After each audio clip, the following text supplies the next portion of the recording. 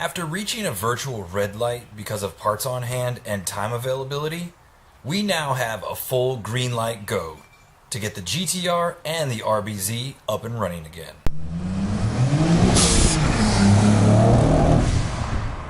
The last time we were together, we talked about a lot of things that needed to happen, not only with the Z, but also with the GTR.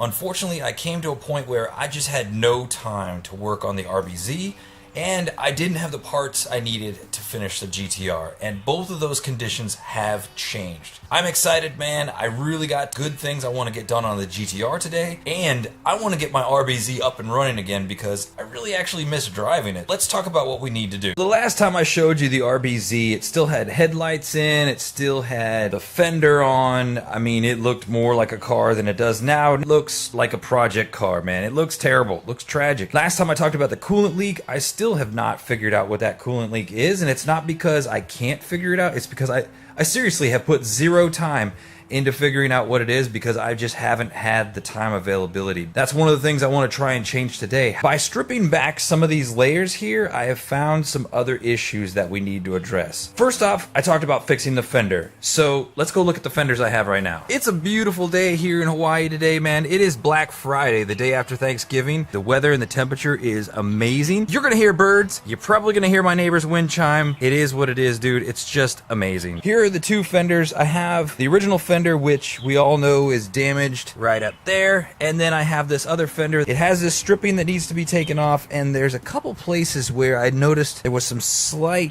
denting. Yeah, like right here. What I'm gonna do is I'm gonna take both of these fenders to the body shop, and I'm gonna say, hey dude, pick your own poison. Is it easier just to repair this one, or is it easier to fix this one to be this one now? I don't know. I'm gonna let them choose. We'll figure out the best course of action as far as price and whatever. GTR bumper's off. Lots of work's been done on the GTR, but let's go back to the Z first. One thing I've noticed is in the front of the car, I started to detect a little bit of juiciness. Not exactly sure what it was, but it was obviously power steering fluid. Started doing some investigations, and I found that, I guess just an oversight on my part, I used a line here. This is the line that's the low pressure from the steering rack back to the reservoir, and it's actually very oily feeling, and it's very spongy feeling, and I think it is not designed for this type of oil, and I think it's been permeating through the actual hose and getting everywhere.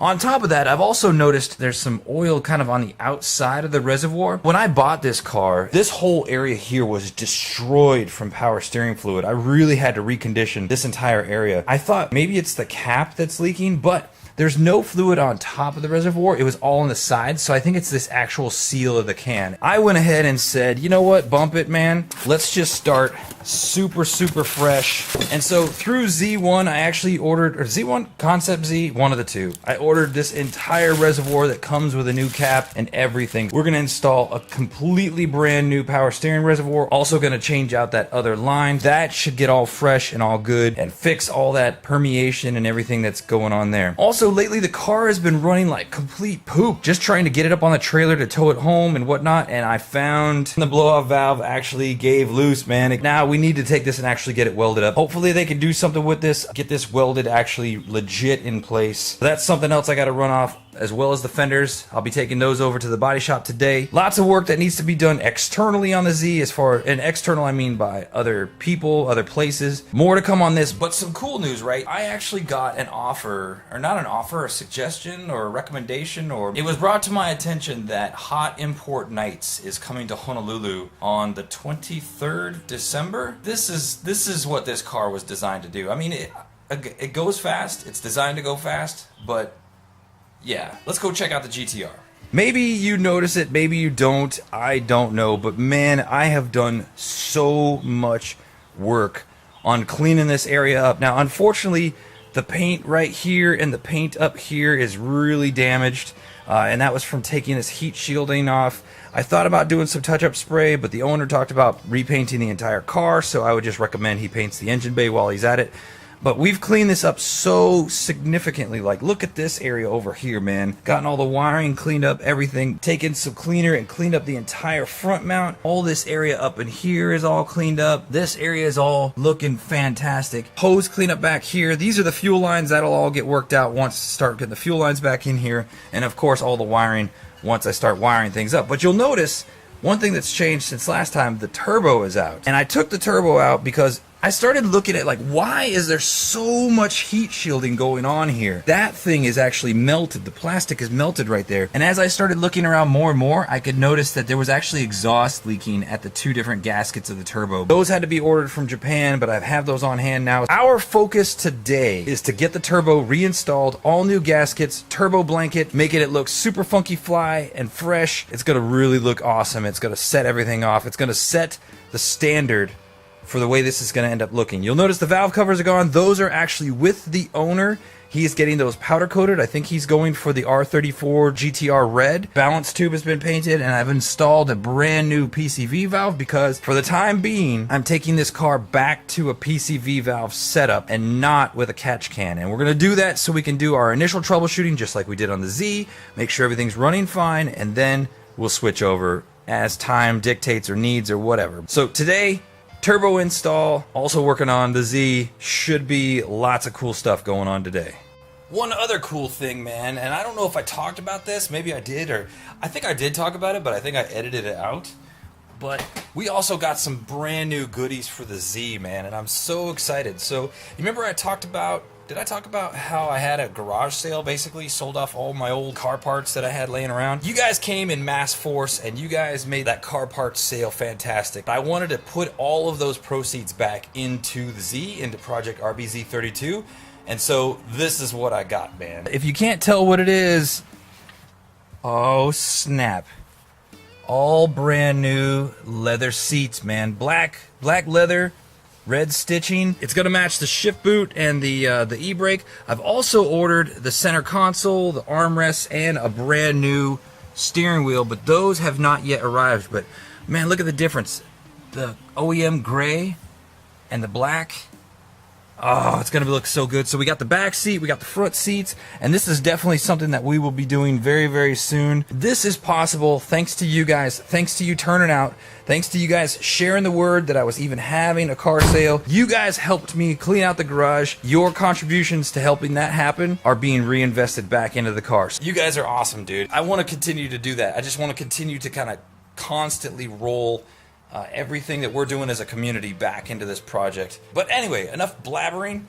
Let's get on to putting this turbo on. Now, if you remember, all of these pipes were really heavily oxidized, and one thing he asked me to do was to try and shine it up as much as possible. I don't know if you noticed over on the intake manifold how much I polished that up. It's probably not as great as this because, dude, I mean, that's amazing. But I did my best to try and really get out some of the hard, heavy oxidation without going full sanding. We've gotten a lot of this done, and even, check this out, even the turbo itself, oh yeah, man. It's going to look sick once I get it reinstalled. The old gaskets that were in the turbo, and if you look, when you're looking at the gasket, you can see where all that soot is on that side right there. Obvious exhaust leak, man. And right here too, you could see how far out the exhaust was permeating on the gasket itself, so it was not passing straight through into the turbo. It was actually squeezing out of the sides here. So, alright, so I just pulled the new gaskets out of the packaging. Like, obviously, right, this one's way squished down, but these are original Greddy gaskets specifically for the T78. So yeah, man, it's gonna work out really, really well. Let me get this installed, and there's some bracketry to kind of help support the weight, and yeah, we'll move forward.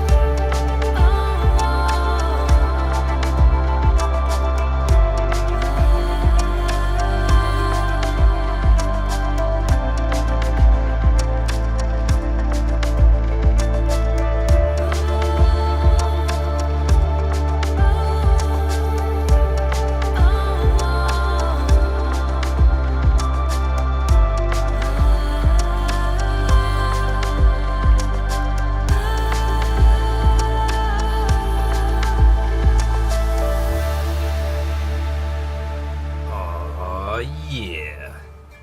Bros. It's looking great. Now you can see how, even though I've polished it as good as I can, you see all that pitting that's still in the aluminum. That is just going to require some serious time and elbow grease.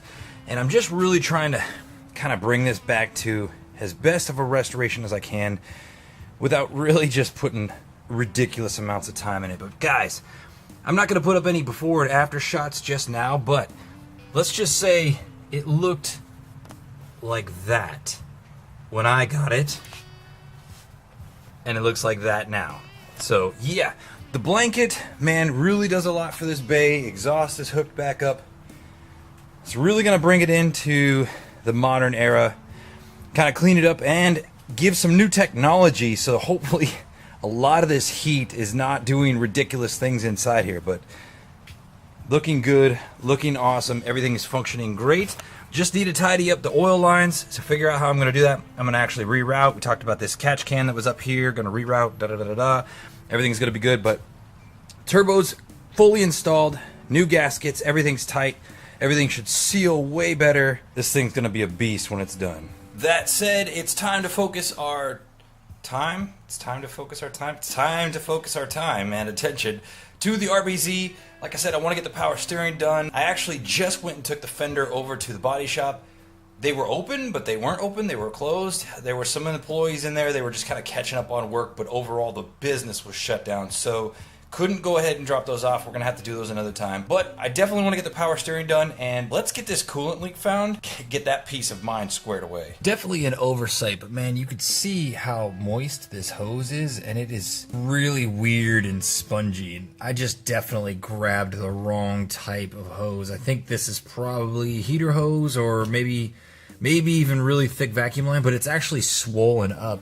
You could see in other places where, yeah, it's extremely wet, and all around the body of the car, like different places. You could see right there where it's sweating. I don't know if, right there, you could see it's like sweating. So I'm gonna go ahead and cut it down here at the lowest point, cut it in half, and that way the fluid will leak both from the reservoir and from the rack. Oh, and hopefully this makes the least amount of mess as possible until we can drain enough to swap all this out. I already got a new hose, and the right kind of hose, and we got the reservoir, so yeah. Alright, it's pretty late in the day. I've had some other things going on, but I've definitely got a lot of work done on the Z. It's looking pretty cool, man. Check it out. So the new power steering reservoir is in. Looks all super cool and shiny. I thought about painting it, but ultimately I think it's going to be fine. Hopefully it's got some sort of coating on it and it doesn't start to rust immediately, but I'm definitely going to keep my eyeballs on that. But you can see all brand new hoses and lines. The feed line to the power steering pump itself is now stainless steel braided. The return line is a nice high pressure oil hose. Everything is good to go, and we are ready to fill this bad boy up. If you didn't know about 300ZXs, because you might be new to a 300Z in general, power steering requires automatic transmission fluid. That's right, man. Don't put power steering fluid in a Z. That's not what's meant to be in there. It's automatic transmission fluid is meant to be in the power steering system of a Z. I'm gonna get this dude filled up. It's kind of late in the day. I don't know if I'm gonna get to the coolant stuff, but check this out, man. While I've been actually working on the car, something sweet has arrived. Oh, snap. The new armrests, brake boot, shift boot, center console cover. Oh, snap. Dude, so jazzed, man. So jazzed. If I was to show you the old steering wheel, I'm so excited, dude. Oh, yeah.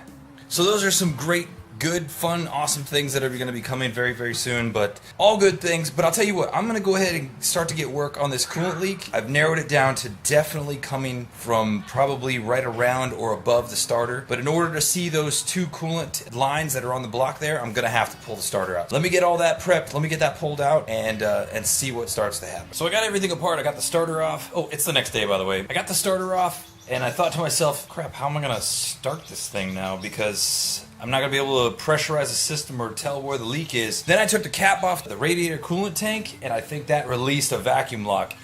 and it started pouring out, and it's exactly what I thought. Thank goodness. So you can see right there, it's leaking from that exact hose that's connected to the block. Not exactly sure why, but yeah, that is where our leak is occurring. So too easy of a fix. Just gonna tighten that up, and yeah, we should be good to go. But, well, good news and bad news. Good news is I found the problem. Bad news is it's not as simple as I thought. I started loosening that hose clamp. I got up in there, got my fingers around it to start to kind of wiggle the hose clamp a little bit. And that's when I felt there's a huge split in that hose actually where it's on the block. So I'm going to have to replace that entire piece of hose. That said, we are going to take this repair job just one step further. Not long ago, I installed those gauges in the center console. I want to actually get those up and running. I've got a solution for the oil pressure gauge, which I've tried once and it didn't work, but I got a new solution now. And as far as the coolant temp gauge, I've got a solution. Memory serves, I pulled this piece off of an RB25, and I have since put an autometer adapter in here. Got the autometer temperature sensor here. I'm gonna put all this together. What we're gonna do is we're just gonna cut the top hose here, take a little short piece of length out of it, stick this thing right in the middle of that, and then we'll feed our wire back to the gauge, and we'll have a secondary temp reading that's more accurate. This is the perfect time to do it because as soon as I pull that lower radiator hose down there, I'm gonna lose all the coolant that's in this thing, so might as well just do all the coolant related things that need to be done. I hate coolant too, man. Gosh. Did I mention I hate coolant? Oh my gosh.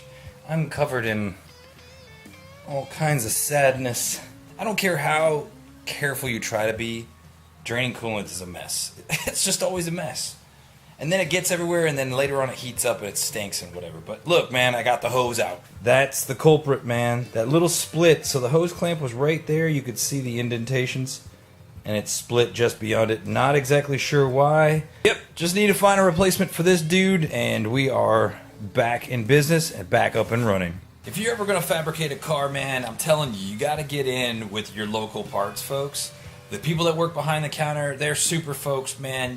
You need to treat them special, give them a little bonus from time to time, because when it comes to needing irregular things that are not designed for a car, sometimes you got to go back into their stock area and kind of look. And that's especially true with hoses. We had to do that with the radiator hoses.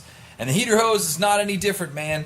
Got to go back and check this out. Walked away with this little beauty right here, Gates number 19768. Although it's not a sharp bend, it's actually installed in a sharp bend, just like this J formation here. It is exactly what I need. Not sure what this one was made for, but it's meant for the RBZ. And that, as they say, is that. The U-hose, the U-turn hose is installed. This is the one that comes from the block to the heater core, so very important piece of hose, man. It's all good. Was the exact perfect length and everything that I needed, so that is amazing and awesome. And while I'm already in this area and the starter's out so I have more room, you could see here on the filter tree there's still one port available, and so I could install the second oil pressure sensor for the autometer gauge. Unfortunately though, where it's located, if you see the one above, you see how the block has a little curvy piece in it so that it kind of gets out of the way of the pressure sensor. Such is not the case with this one. I can't get another pressure sensor in the way there to get that piece to work. I've been trying to figure out a way. I thought about doing an elbow and coming off, but it's just complicated. I've come up with another solution, and I'm pretty stoked about it, to be honest. Before I show you that, I just wanted to show you here, the new coolant sensor is in. That's all been spliced into that radiator hose. So the actual sensor itself is right there. Just need to make an electrical connection. I think I'll also have to ground it just because it's not grounded. So I'll ground that sensor to chassis, which there's a good ground right above it. And then I'll just run the lead to the gauge. But check this out. I was digging through all my box of stuff, and I found a nice steel braided 300ZX clutch line, and this is what I'm going to use to do that other pressure sensor. This was actually a perfect thread to get into this thing. It's nice and tight, everything's secure there. I get this sweet banjo joint right here. This is the piece that will go into the Greddy sandwich plate. Banjo right onto the end, and actually the threads are exactly perfect for that too. Pretty stoked about how that's all gonna work out, and then I'll just mount this inside, probably against the frame rail. Yeah, man, a little relocation kit, using a piece of hardware that was in my inventory that really had no other purpose. Guys, I am pretty pleased with this fabrication. It ended up exactly how I pictured it in my mind. Yeah, just need to find a place to mount the actual sensor, and I think it's going to be good to go. Everything is super tight, super sealed. Should have no issues with oil leakage. Obviously, introducing something new and kind of Frankenstein-y like this, I want to keep my eyeballs on it very, very closely. Make sure nothing's going on. But yeah, everything's done back down here. I just need to get the starter in, need to fill the system back up with coolant, burp it out, and I think that's going to be a day. Now, I would go ahead and do all that stuff with you, but as I said, I got the pipe that needs to have the blow-off valve stuff welded on, and without that pipe, the car's not going to run right. I thought about just trying to get the pipe on, kind of blocking that opening off, just to get the thing running, and then we could like kind of claim victory over this leak with the engine officially running. But guys, I'm confident in my work that everything's going to be fine here, so no worries with that. Burping this engine, as we've seen before, is a nightmare and a headache, so I think I'm just going to call it that. We've gotten a lot of work done today, man. Reinstalled the turbo in the GTR, got the turbo blanket on, redid the power steering system for the RBZ, fixed a coolant leak, installed an oil pressure sensor, installed a coolant temp sensor. I just got to do the wiring for that, and we are gold money, dude. So that is awesome. That is all good. Anyway, guys, thanks for hanging out. I hope you've learned something, picked up something, got a cool idea for something you're working on. If so, tell me about it. I'd love to know. I'll talk to you later. Ciao a tutti and aloha. Bye-bye. I couldn't help myself, man. I just patched up the hole and had to start it, but dude, it's all good news. No leaks from anything. Everything's bone dry downstairs. And specifically, our oil pressure sending unit is good to go, man. No leaks or anything crazy from that. So, just gotta burp it, but everything's good and super aloha.